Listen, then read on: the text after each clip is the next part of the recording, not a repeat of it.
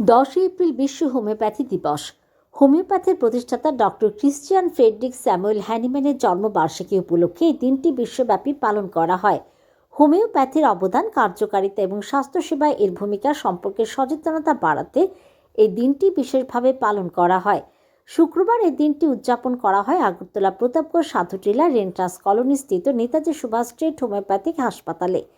এদিনের এই অনুষ্ঠানে উপস্থিত ছিলেন নেতাজি সুভাষ স্ট্রিট হোমিওপ্যাথিক হাসপাতালের head of the department doctor Sujay Das, Tripura homeopathic doctor অ্যাসোসিয়েশনের সম্পাদক ডক্টর সুখেন্দু নাথ সহ অন্যান্যরা। অনুষ্ঠানে বক্তারা হোমিওপ্যাথি চিকিৎসার গুরুত্ব প্রসার নিয়ে আলোচনা করেন।